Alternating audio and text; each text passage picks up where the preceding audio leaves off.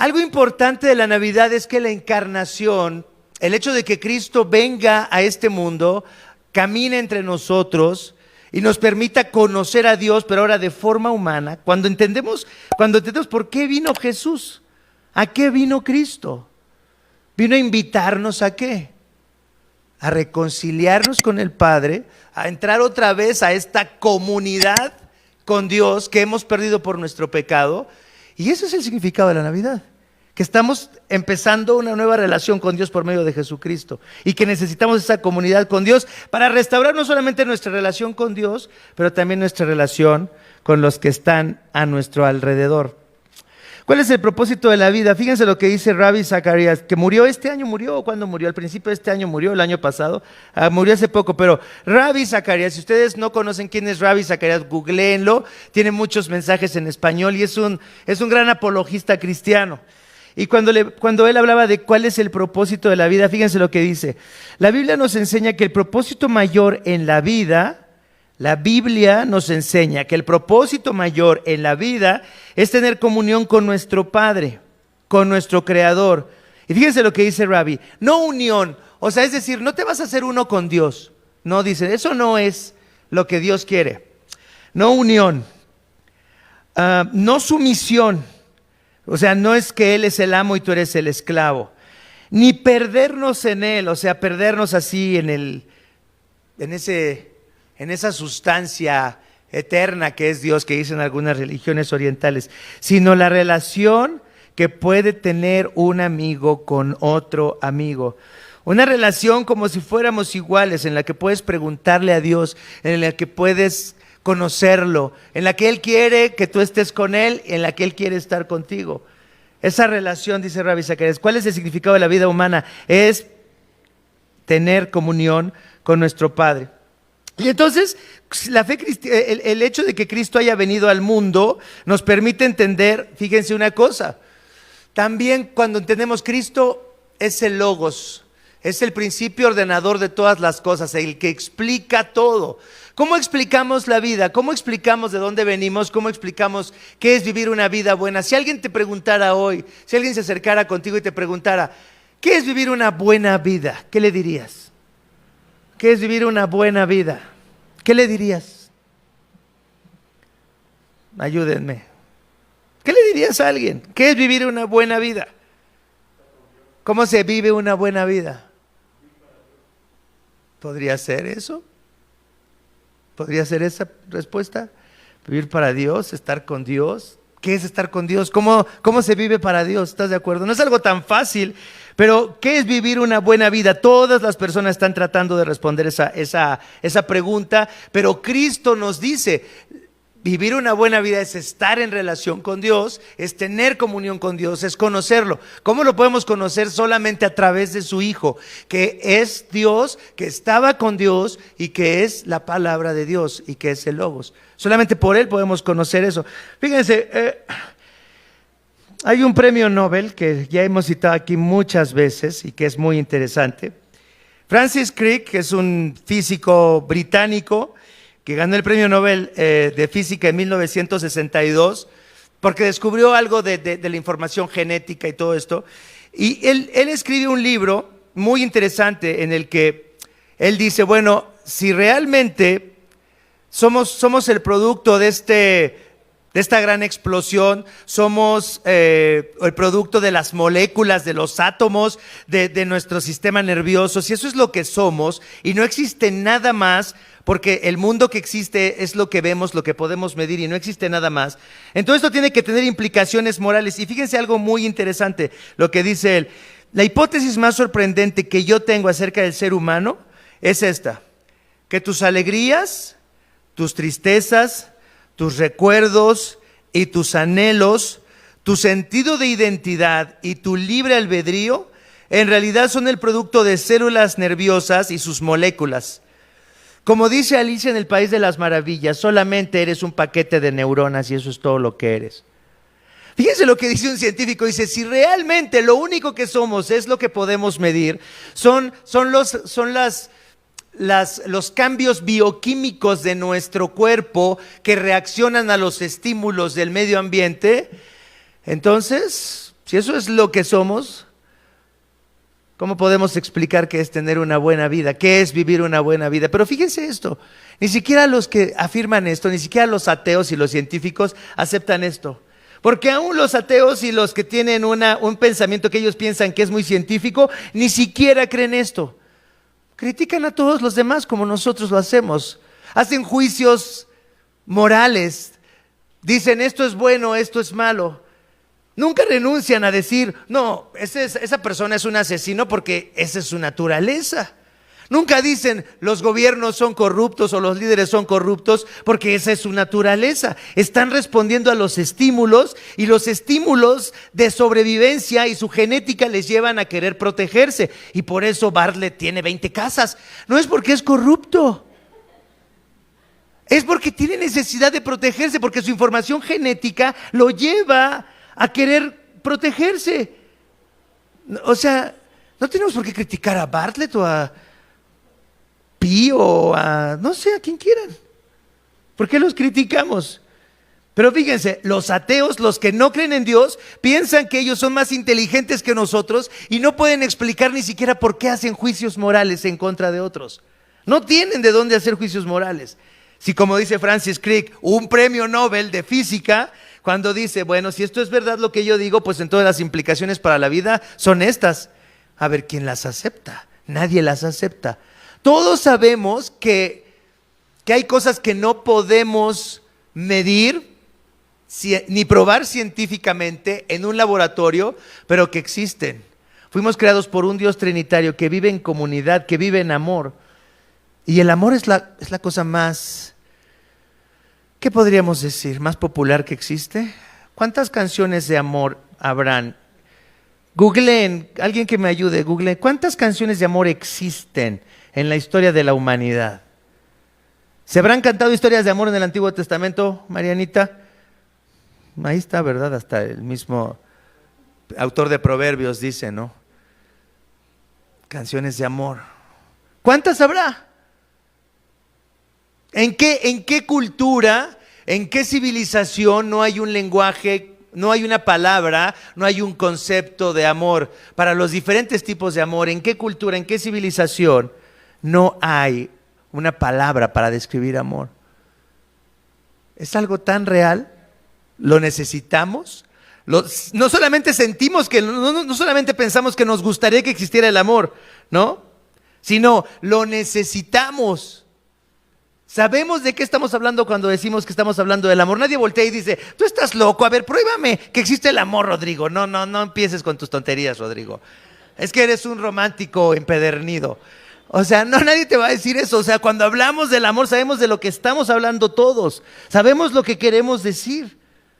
Porque existe fuera de nuestra piel, existe el amor, existe antes que nosotros existiéramos. Fuimos creados por un Dios trinitario que está en comunidad, que vive relacionado en amor, y fuimos creados para ser invitados a esa comunidad, pero que perdimos esa comunidad con Dios por causa de nuestra rebelión, de nuestro pecado. Y cuando viene Cristo, la presencia de Cristo nos explica nuestra condición de separación con Dios y nos explica cuál es el camino a la sanidad.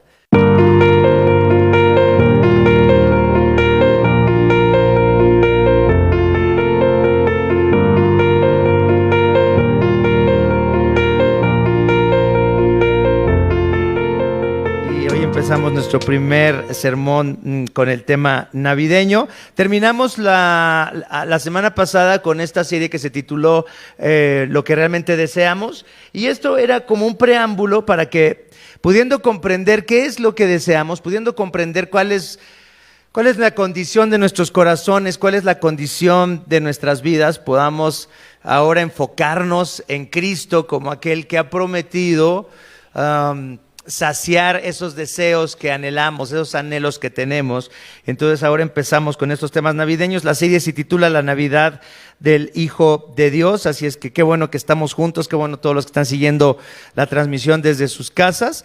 Y hoy vamos a ir al texto que está en Juan capítulo 1, versículos del 1 al 5. Juan capítulo 1, versículos del 1 al 5. Si quieren tener sus Biblias abiertas o sus celulares para que puedan ir siguiendo el sermón. Y el título de la reflexión de hoy, del sermón de hoy, es La Navidad La Navidad es Dios con nosotros. Juan capítulo 1, versículos del 1 al 5. Y dice así este texto: en el principio ya existía el Verbo, y el Verbo estaba con Dios, y el Verbo era Dios. Él estaba con Dios en el principio. Por medio de Él todas las cosas fueron creadas, y sin Él nada de lo creado llegó a existir. En Él estaba la vida, y la vida era la luz de la humanidad. Esta luz resplandece en las tinieblas, y las tinieblas no han podido extinguirla. Esta es la palabra del Señor. Y vamos a meditar en tres puntos. Hoy vamos a meditar en el primer punto, que es una existencia comunal, una existencia generosa y una existencia redentora. Una existencia comunal, una existencia generosa y una existencia redentora. Esos tres aspectos acerca de la existencia de Dios. Entonces vamos al punto número 1, una existencia comunal. Y dice el versículo 1 y 2 del texto que leímos: en el principio ya existía el Verbo, y el Verbo estaba con Dios, y el Verbo era Dios. Él estaba con Dios en el principio. ¿Qué significa este texto? ¿Qué significa que el Verbo, que el Hijo era Dios y estaba con Dios? Algo muy importante que hace totalmente distinta a la fe cristiana de todas las demás religiones es que nosotros creemos en un Dios que creó todas las cosas, pero no, y que creó al ser humano, pero no porque estaba solo, como en muchos mitos de otras religiones. No creó al hombre porque tenía flojera de labrar la tierra y entonces creó al ser humano, como muchos mitos prehispánicos, lean el Popol Vuh y otros. Entonces los dioses se juntaron para crear al hombre y que hiciera cosas que los dioses no querían hacer. No, ni porque estaba solo Dios, sino que entendemos que la fe cristiana parte de esta idea de que nuestro Dios existe en comunidad de forma trinitaria. El Padre, el Hijo y el Espíritu Santo comparten esa existencia por la eternidad, están en comunión el uno con el otro, están en esta interrelación, en esta interdependencia, en donde se honran, en donde se aman, en donde conviven. Y entonces realmente tenemos que comprender esto. ¿Por qué? Porque cuando hablamos de la encarnación, hablamos de Cristo como el Hijo de Dios, tenemos que entender que esto es algo fundamental para comprender cómo hemos sido creados, por qué sentimos lo que sentimos, por qué experimentamos lo que experimentamos en esta vida. Y tiene que ver con esta forma en la que Dios, siendo trino, estando en relación consigo mismo y con otros, decide crearnos. Fíjense, cuando Alfonso Cuarón hizo la película con Sandra Bullock, ¿cómo se llama? Gravity, ¿sí se acuerdan?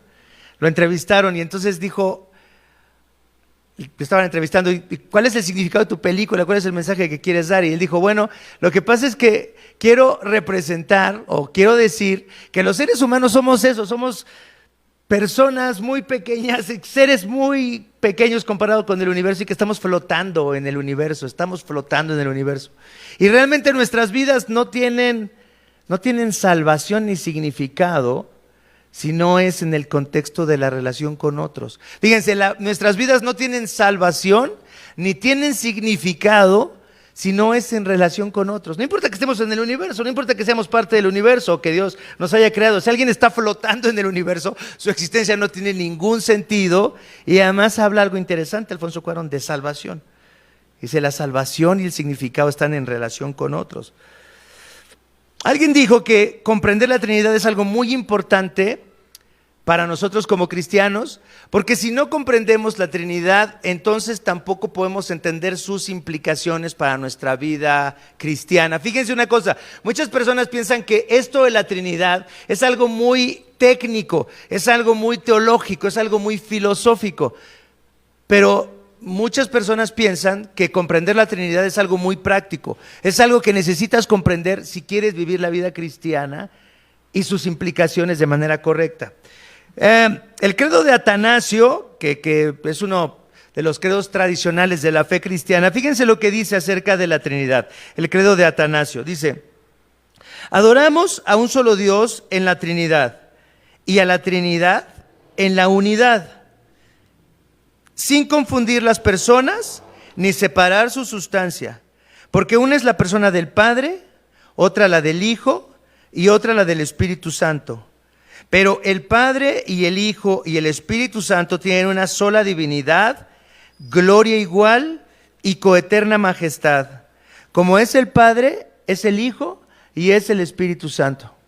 Esta es la idea de este Dios trinitario que tiene una unidad, que tiene una sustancia, que comparte la misma gloria y que sin embargo son tres personas distintas, que pueden actuar de forma diferente, pero que comparten esa misma sustancia. Entonces dice, el Padre, el Hijo y el Espíritu Santo son comunidad y en ella se desarrolla una dinámica en la que comparten todo. Siendo distintos en unidad perfecta, comparten todas las cosas. Y así es que como entendemos entonces que nuestras existencias y nuestra fe cristiana solamente pueden ser vividas en plenitud en una comunidad. ¿Te das cuenta? La fe cristiana se tiene que vivir desde la relación matrimonial, se tiene que vivir desde la relación padres e hijos. O sea, si tú eres un cristiano y estás en relación con otros, tienes que comprender las implicaciones de que Dios sea trino y que te haya creado de tal manera que tu vida solamente tiene significado en relación con los demás. Cuando nacemos, cuando somos pequeñitos, ahí estamos con nuestros papás, crecemos, estamos con nuestros papás, estamos bajo autoridad de nuestros padres, dependemos de ellos, ellos nos aman, ellos nos cuidan.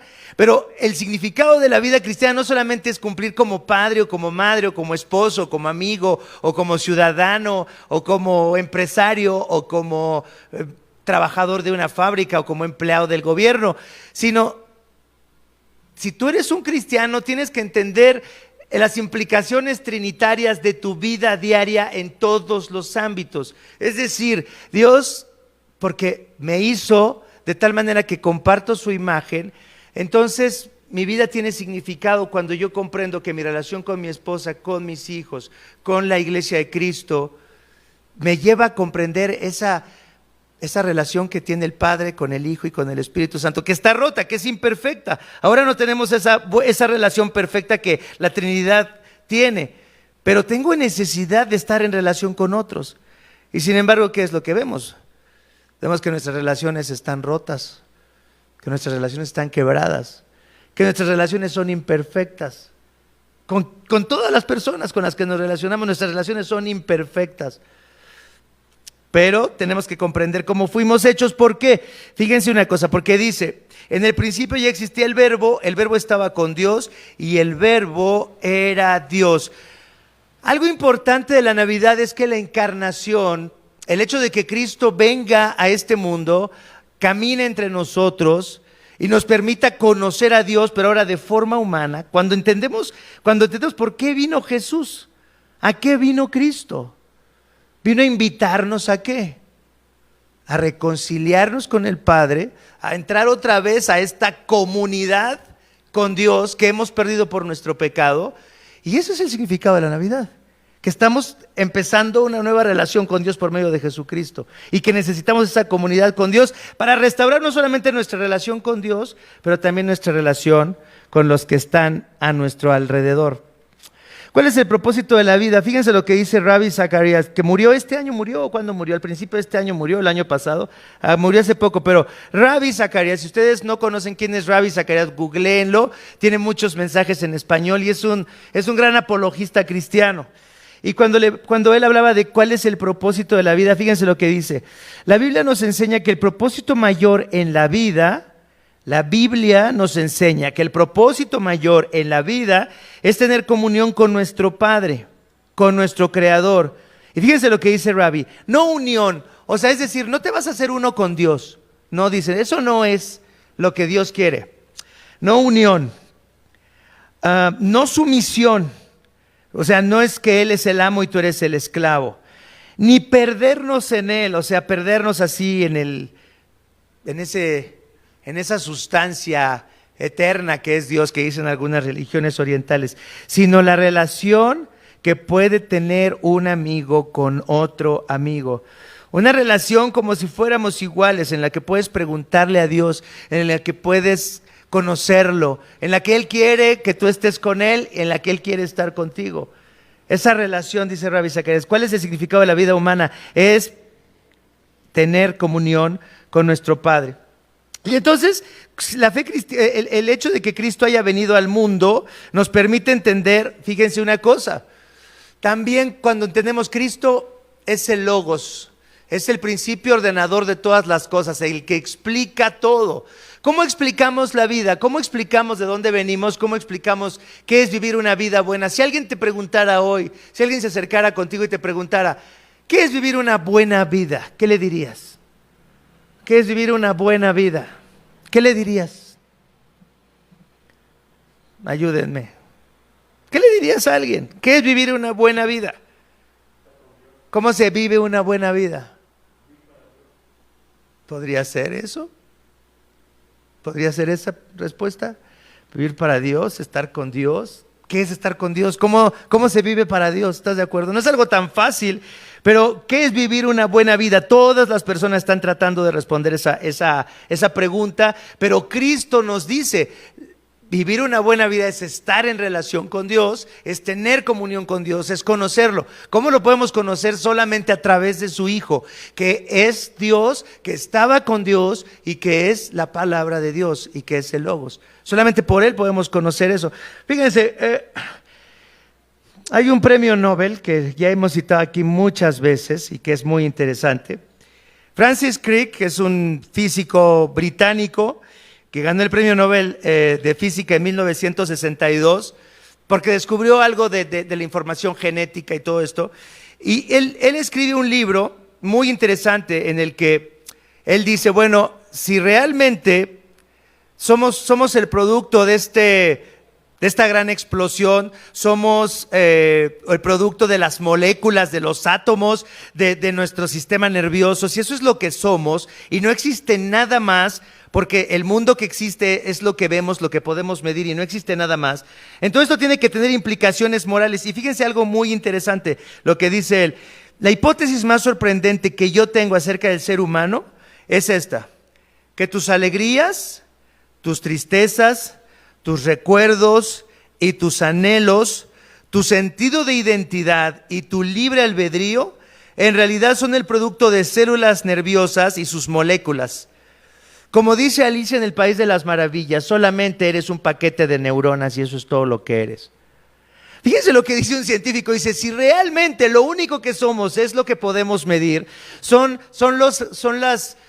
los cambios bioquímicos de nuestro cuerpo que reaccionan a los estímulos del medio ambiente, entonces, si eso es lo que somos, ¿cómo podemos explicar qué es tener una buena vida? ¿Qué es vivir una buena vida? Pero fíjense esto, ni siquiera los que afirman esto, ni siquiera los ateos y los científicos aceptan esto.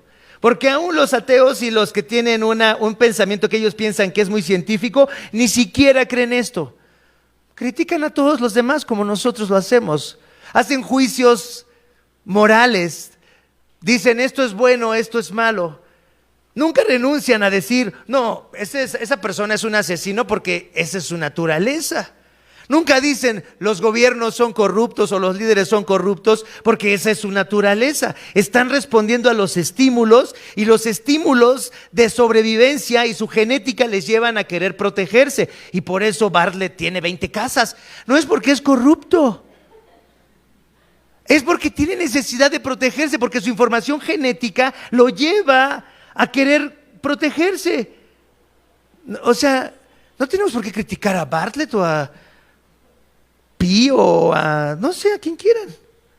¿Por qué los criticamos? Pero fíjense, los ateos, los que no creen en Dios, piensan que ellos son más inteligentes que nosotros y no pueden explicar ni siquiera por qué hacen juicios morales en contra de otros. No tienen de dónde hacer juicios morales. Si, como dice Francis Crick, un premio Nobel de física, cuando dice, bueno, si esto es verdad lo que yo digo, pues entonces las implicaciones para la vida son estas. A ver, ¿quién las acepta? Nadie las acepta. Todos sabemos que hay cosas que no podemos medir ni probar científicamente en un laboratorio, pero que existen. Fuimos creados por un Dios trinitario que vive en comunidad, que vive en amor. Y el amor es la cosa más, ¿qué podríamos decir? Más popular que existe. ¿Cuántas canciones de amor habrán? Googleen, alguien que me ayude, googleen. ¿Cuántas canciones de amor existen en la historia de la humanidad? ¿Se habrán cantado historias de amor en el Antiguo Testamento, Marianita? Ahí está, ¿verdad? Hasta el mismo autor de Proverbios dice, ¿no? canciones de amor. ¿Cuántas habrá? ¿En qué cultura, en qué civilización no hay un lenguaje, no hay una palabra, no hay un concepto de amor para los diferentes tipos de amor? ¿En qué cultura, en qué civilización no hay una palabra para describir amor? Es algo tan real, lo necesitamos. No solamente sentimos que, no solamente pensamos que nos gustaría que existiera el amor, ¿no? Sino lo necesitamos. Sabemos de qué estamos hablando cuando decimos que estamos hablando del amor. Nadie voltea y dice, tú estás loco, a ver, pruébame que existe el amor, Rodrigo. No empieces con tus tonterías, Rodrigo. Es que eres un romántico empedernido. O sea, no, nadie te va a decir eso. O sea, cuando hablamos del amor sabemos de lo que estamos hablando todos. Sabemos lo que queremos decir. Porque existe fuera de nuestra piel, existe el amor, existe antes que nosotros existiéramos. Fuimos creados por un Dios trinitario que está en comunidad, que vive relacionado en amor, y fuimos creados para ser invitados a esa comunidad, pero que perdimos esa comunidad con Dios por causa de nuestra rebelión, de nuestro pecado. Y cuando viene Cristo, la presencia de Cristo nos explica nuestra condición de separación con Dios y nos explica cuál es el camino a la sanidad. ¿Cuál es el camino a la salvación? Regresar a la vida con Dios, a la comunidad con Dios. Entonces, Dios tiene una existencia comunitaria, comunal. Vamos a una existencia generosa. Fíjense el versículo 3 y 4 lo que dice. Por medio de Él, o sea, de Cristo, todas las cosas fueron creadas. Sin Él, nada de lo creado llegó a existir. En Él estaba la vida y la vida era la luz de la humanidad. Tres cosas que surgen de este texto. Entonces hay una creación, hay algo que se llama vida y algo que se llama luz. Hay tres aspectos de los que vamos a hablar: creación, vida y luz. Juan nos recuerda entonces que de la existencia en comunidad de Dios surgen todas las cosas. Es de la dinámica trinitaria que Dios decide crear todas las cosas. Pero fíjense, ¿para qué creas todas las cosas? ¿Para qué creas el mar y las estrellas y un universo tan precioso y animales tan increíbles como... ¿Qué animal creen que voy a decir? El panda, exactamente. Amén, hermana, amén. Exacto. La confianza apesta, ¿verdad? Pandas. O sea, ¿para qué crear un mundo, un universo tan precioso, con tanta potencialidad, si solamente lo vas a disfrutar tú solo? Aunque Dios no está solo, está en la Trinidad. Pero fíjate qué interesante, la idea de la trinitaria y de la creación son muy importantes. ¿Por qué? Porque Dios, al crear todas las cosas y después al final de toda la creación crear al hombre y a la mujer, nos está diciendo que Dios creó todas las cosas para disfrutarlas junto con nosotros. Es como cuando estás comiendo algo riquísimo, ¿estás de acuerdo? ¿Sí, Sammy, o no? Cuando estás comiendo algo muy rico, no quieres comerlo tú solo. Quieres comerlo con alguien con quien platicar, con alguien con quien te llevas muy bien, con alguien con quien tienes cosas en común. Quieres disfrutar esa comida, no tú solo, sino quieres disfrutarlo con alguien que amas. Eso es lo que Dios hace. Cuando dice, por medio de Él todas las cosas fueron hechas, por medio de Cristo todas las cosas fueron hechas. Sin Él nada de lo creado llegó a existir. En Él estaba la vida y la vida era la luz de la humanidad. ¿Qué es la vida? Es todo lo que Dios ha creado para vivirlo en comunión con Él. ¿Por qué? Porque Dios quiere disfrutar todas las cosas en comunión con nosotros. Quiere disfrutar el mundo en comunión con nosotros. Quiere que veamos juntos el mar, quiere compartir toda su prodigalidad. Recuerden la palabra prodigalidad. ¿Qué significa? Alguien que me ayude. ¿Qué significa la palabra pródigo? Casi siempre teníamos un concepto malo de pródigo porque hablábamos del hijo pródigo que era un pecador malvado. ¿No? Pero ¿qué significa pródigo? Significa generoso. Cuando decimos una naturaleza pródiga es que la selva, la jungla, son pródigos porque tienen mucha vida en ellos. Entonces, ¿qué es lo que Dios quiere que disfrutemos? Quiere que disfrutemos de su prodigalidad, de su generosidad. Para eso Dios creó al ser humano. Puso al hombre y a la mujer, ¿en dónde?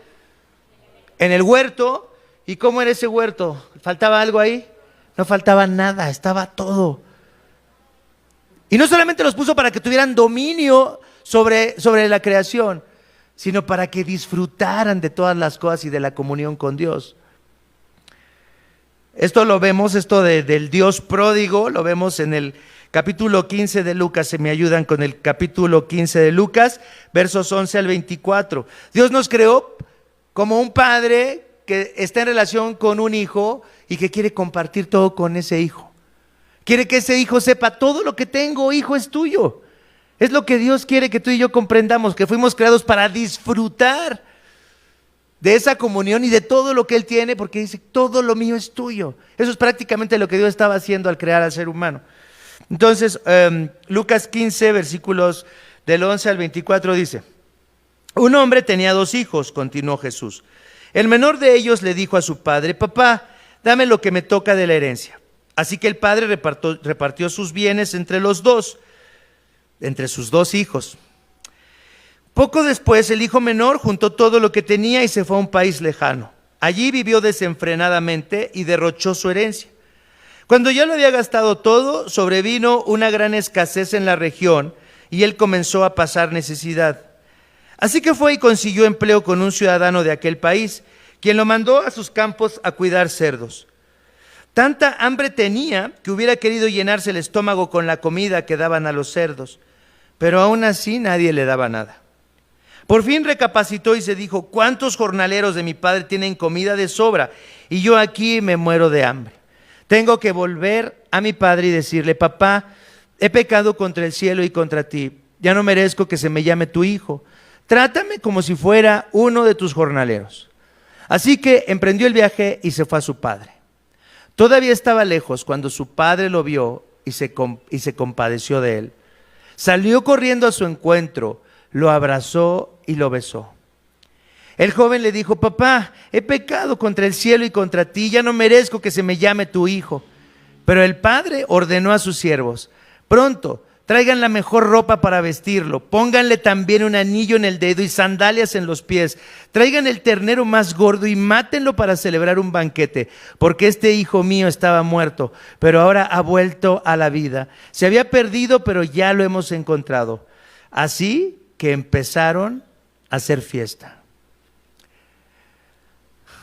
Fíjense una cosa, es por medio de la encarnación de Cristo, por medio de la aparición de Cristo, del que estaba con Dios, del que era Dios, del que era la palabra de Dios, el Logos, el que creó todas las cosas. Por la encarnación de Cristo entendemos cuál es el mensaje que Dios nos está dando. ¿Qué es lo que Dios nos está diciendo? Te estoy esperando. Estoy esperando que regreses a mí.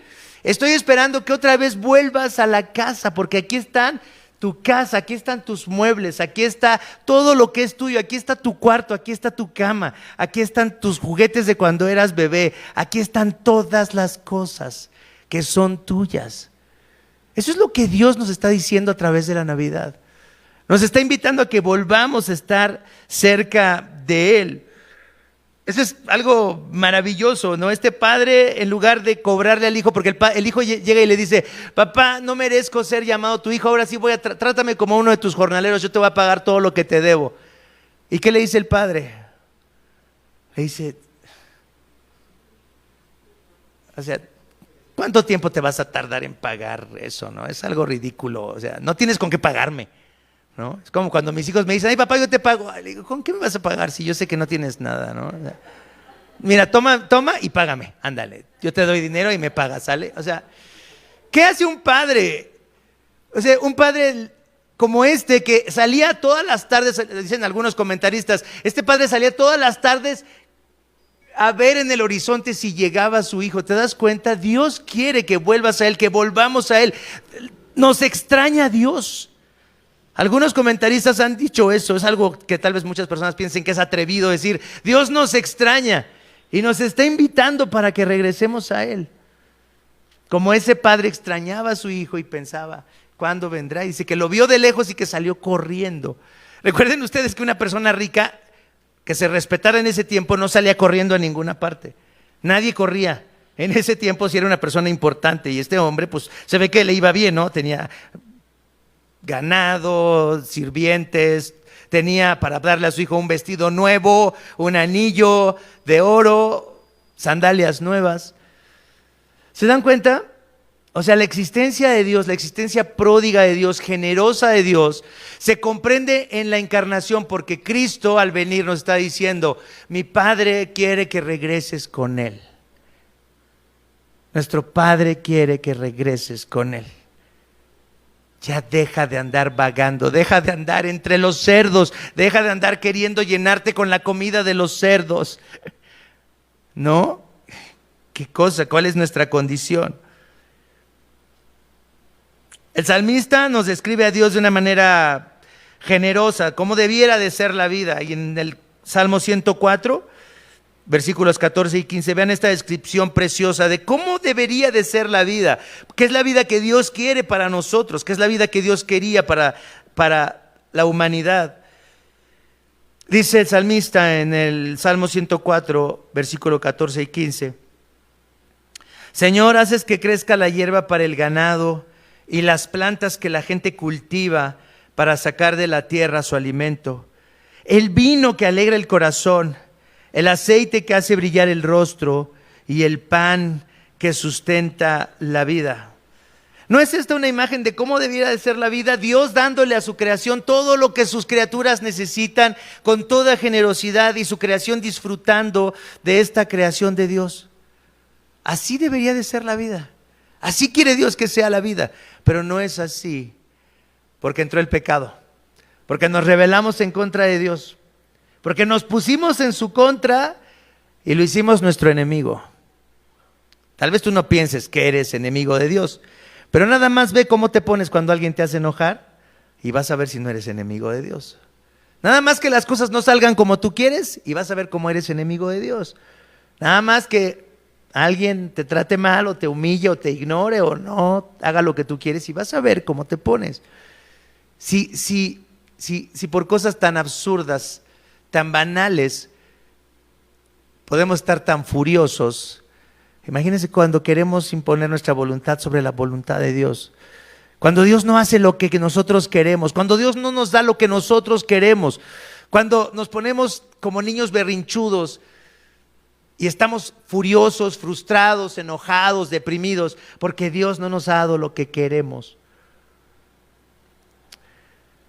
Todo se echó a perder. Así debería de ser la vida: disfrutar de la generosidad con Dios y disfrutar de la comunión con Él, pero todo se perdió. Y por eso también la existencia de Cristo es la encarnación nos lleva a pensar en la existencia de Dios, entonces, como una existencia comunal, una existencia en comunidad, una existencia generosa y una existencia redentora. Necesitamos redención. Dice en el verso 5 del texto que leímos: esta luz resplandece en las tinieblas y las tinieblas no han podido extinguirla. ¿Qué son las tinieblas?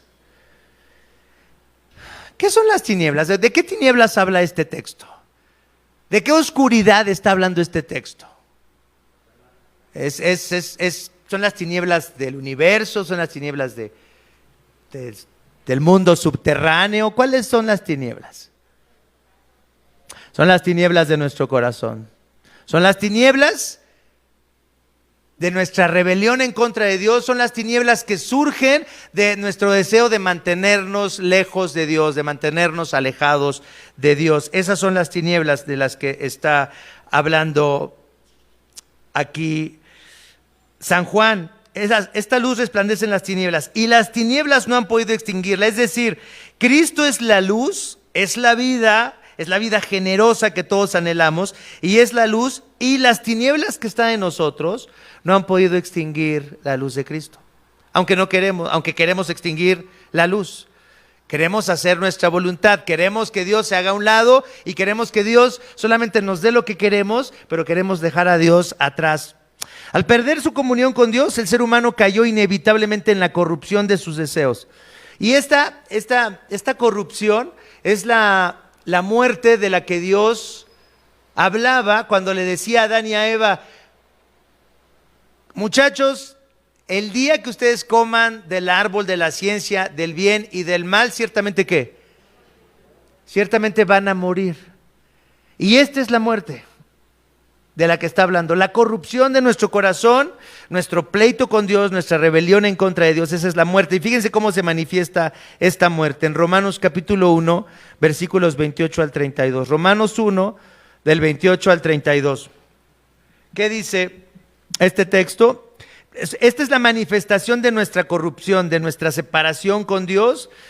Esta es la manifestación del pecado que necesita ser redimido para que podamos volver a la comunión con Dios. Dice en el versículo 28, además, como estimaron que no valía la pena tomar en cuenta el conocimiento de Dios, ¿qué es lo primero que pasa en la corrupción humana? ¿Qué dice el versículo 28? ¿Qué es lo primero que rechaza el ser humano? El conocimiento de Dios. No queremos conocer a Dios. Es lo primero que rechazamos. Por eso es tan difícil evangelizar o ser evangelizados, porque en primer lugar no queremos de manera natural conocer a Dios, sino que rechazamos conocer a Dios. Y dice, y entonces Dios los entregó a la depravación mental, es decir, los entregó para que sus mentes se corrompieran todo lo que podían corromperse. No es que Dios nos corrompió, sino que nos dejó para que nos corrompiéramos todo lo que podríamos corrompernos. Y dice, entonces, se han llenado de toda clase de maldad, perversidad, avaricia y depravación. Están repletos de envidia, homicidios, disensiones, engaño y malicia.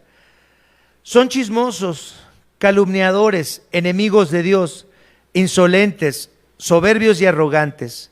Se ingenian maldades, se rebelan contra sus padres. Son insensatos, desleales, insensibles, despiadados. Saben bien que según el justo decreto de Dios, quienes practican tales cosas merecen la muerte. Sin embargo, no solamente siguen practicándolas, sino que incluso aprueban a quienes las practican. Las tinieblas de nuestro corazón han querido apagar la luz de Dios, la luz de Cristo. Estamos en rebelión en contra de Dios y no queremos esa luz. Y San Juan nos explica por qué los seres humanos no quieren la luz. ¿Por qué? ¿Por qué no nos gusta la luz? ¿Por qué no nos gusta la presencia de Dios? ¿Por qué? Porque amamos las tinieblas. ¿Por qué? ¿Pero por qué amamos las tinieblas? Porque así no se ve lo malo que somos, porque así no se puede ver lo horribles que somos. Esa es la cuestión de Cristo. ¿Te das cuenta que la encarnación tiene que ver con esta luz de la que hablábamos hace un momento? Porque cuando Cristo viene, ilumina nuestros corazones. Entonces, ¿qué es lo que empezamos a ver en nosotros? Algo que no diríamos si no fuéramos cristianos. Empezamos a ver lo horrible que somos, lo egoístas que somos, lo imposible que es amar a Dios desde nuestra capacidad humana, lo imposible que es amar a nuestro prójimo como merece nuestro prójimo. Eso es lo que la luz de Cristo viene e ilumina nuestros corazones para que comprendamos nuestra desesperación, nuestra soledad, nuestra angustia. La Navidad nos recuerda que la luz de Dios viene al mundo y hace visibles todas las cosas. Vamos a leer el texto finalmente, Juan capítulo 3, versículos 17 al 20, para entender esto de la Navidad, cómo Cristo es esta luz redentora que viene a mostrarnos que estamos perdidos, pero viene a salvarnos. Dice Juan 3, 17 al 20. Porque Dios no envió a su Hijo al mundo para condenar al mundo, sino para salvarlo por medio de él. ¿Se dan cuenta? La primera llegada de Cristo, esta primera aparición de Cristo en la historia, no es para condenar al mundo. Todavía Cristo no está condenando a nadie. Todavía si tú te arrepientes y vienes a Cristo, Él te perdona. Todavía hay mucho tiempo para venir y encontrar en Cristo el perdón que necesitamos. Y todavía si mis hijos se arrepienten, van a venir a la salvación en Cristo. Y si mis bisnietos vienen a Cristo, todavía no ha venido Cristo, todavía van a encontrar la oportunidad de arrepentirse y de empezar una nueva vida. Todavía Cristo no ha condenado a nadie. Eso es algo muy importante que tenemos que entender. Dios no envió a su Hijo al mundo para condenar al mundo, sino para salvarlo por medio de él. ¿Por medio de qué? Por medio de esa vida que nosotros no podemos vivir. Esa vida perfecta, esa vida compasiva, misericordiosa que yo no puedo vivir, esa vida que ama a Dios, esa vida que ama a mi prójimo, que yo no puedo vivir, la vivió Cristo por ti. Y luego tomó nuestro lugar en la cruz y esa muerte que merecíamos por nuestros pecados, Cristo la pagó Y en lugar de derramar yo mi sangre para pagar por mi pecado, Cristo derramó la suya, intercambiando su lugar por el mío. Y luego resucitó y está sentado a la derecha del Padre y desde ahí intercede por nosotros. Entonces dice, el que cree en Él, en esa vida, en esa muerte, en esa resurrección no es condenado. Pero el que no cree ya es condenado. O sea, no porque Cristo lo condena, sino porque no cree en el nombre del unigénito Hijo de Dios. Entonces la condenación no es que Cristo nos condena, sino nosotros nos condenamos solos. ¿Por qué? Porque no queremos creer en Cristo. No es que no podemos, no es que no es razonable, es que no queremos, porque entonces tendríamos que hacer su voluntad. Y esta es la causa de la condenación, dice el versículo 19, que la luz vino al mundo, pero la humanidad prefirió, lo que dijo Rafa, las tinieblas a la luz, porque sus hechos eran perversos, pues todo el que hace lo malo aborrece la luz y no se acerca a ella, por temor a que sus obras queden al descubierto. Preferimos vivir en nuestra vergüenza y en nuestra desesperación. Preferimos eso que venir a Dios. Preferimos vivir en nuestra vergüenza, en nuestra soledad y en nuestra desesperación, que venir y entregarnos a Cristo. Así es que la encarnación es esta invitación que Cristo nos hace a acercarnos otra vez a Dios, a tener comunión con el Padre, a disfrutar su generosidad, su protección y su amor. Es el niño de Belén que está diciendo, ven otra vez, no tengas miedo, acércate a mí. Jean-Paul Sartre estuvo preso en un campo de concentración en 1940 en Alemania. Los alemanes lo llevaron preso a Alemania y allí estuvo preso en el año 1940. Y llegó la Navidad y sabían que él era un escritor, que él era una persona humanista, digamos. Y entonces le pidieron que escribiera una obra de teatro para que se representara ahí en el campo de concentración. Y escribió una obra que se llama Bariona, el hijo del trueno. Y hubo muy pocas copias de esa obra de teatro que escribió unos diálogos muy interesantes, pero después cuando los expertos descubrieron este texto, se sorprendieron de este texto tan hermoso acerca de la Navidad, proveniente de una persona atea que siempre dijo, yo soy ateo, yo estoy en contra de todas las religiones del mundo, yo nunca he creído, y además se le cuestionó en algún momento por cómo había sido capaz de hacer un texto tan precioso acerca de la fe cristiana que él niega totalmente. Y él dijo, no crean que tuve un momento de debilidad. No crean que alguna vez cambié mis convicciones humanistas y ateas. No me pasó nada de eso. Sin embargo, los expertos dicen esto. Siempre rechazó a Cristo, pero es evidente que pensó mucho en Cristo. Fíjense lo que dicen los expertos en Sartre. Siempre rechazó a Cristo, pero es evidente que pensó mucho en Cristo. Y si no lo creen, déjenme darles una pequeña cita que le debo al buen Samuel Torres Aristarco y Anexas. Que vean qué precioso, es un pequeño diálogo de unas personas que están hablando en la obra de teatro y se imaginan a María cuidando al bebé que es Dios. Dice, hay también otros momentos rápidos y fugaces en los que María tal vez siente que Cristo es su hijo, su pequeño, y es Dios. Lo mira y piensa, este Dios es mi niño, esta carne divina es mi carne, está hecha de mí, tiene mis ojos y la forma de su boca es la de la mía, se parece a mí, es Dios y se parece a mí. Y ninguna mujer jamás ha disfrutado así de su Dios para ella sola, un Dios muy pequeñito, al que se puede estrechar entre los brazos y cubrir de besos. Un Dios calientito que sonríe y respira. Un Dios al que se puede tocar y que vive. Es en uno de esos momentos como pintaría yo a María, dice esa persona. Un Dios calientito, muy pequeño, que puede ser abrazado y cubierto de besos, que sonríe y que respira, que se puede tocar y que vive. Nuestras tinieblas, nuestra rebelión en contra de Dios no pueden apagar la luz de Cristo.